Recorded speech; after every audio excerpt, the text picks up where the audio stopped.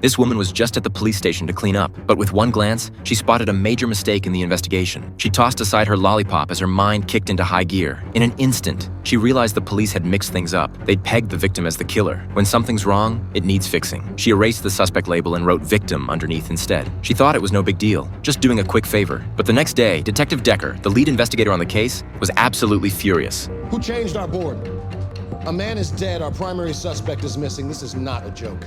Luckily, the station had security cameras, and they'd captured Ella's entire dance routine from the night before. But hey, there's no rule saying cleaning staff can't listen to music and dance while they work, right? The female supervisor wasn't in the mood for jokes, though. She pointed out that interfering with a criminal investigation could land someone in jail. Ella looked totally innocent. She'd just corrected a mistake. How was that interfering with an investigation? Decker was livid. He'd been a cop for decades, and he wasn't about to take lessons from a janitor on how to solve cases. But the supervisor ignored his protests. Instead, she pulled out the case file and told Ella to explain herself. What came next was Ella's time to shine. You got a dead body. I'm assuming you think this lady offed her head. That's not possible. Look at this room. Look at this couch. All of these pillows are evenly spaced with alternating colors.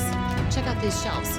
Those objects are perfectly sized. Even the choice of metals is consistent. This house is immaculate. The owner is a tidiness freak, except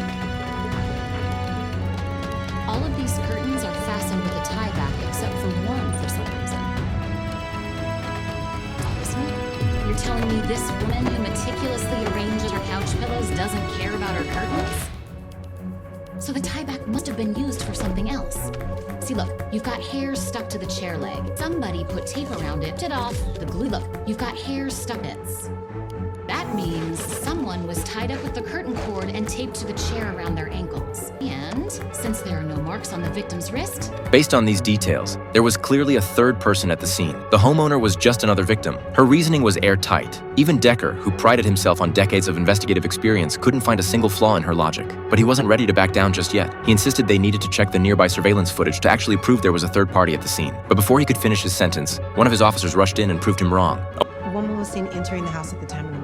Third person! Still, at the end of the day, Ella had broken protocol. Decker ordered his team to lock her up in a holding cell, but he couldn't shake the feeling gnawing at him. He had to admit, Ella's deduction was spot on. They'd have to scrap the entire case and start from scratch, and fast. They needed to find that other victim.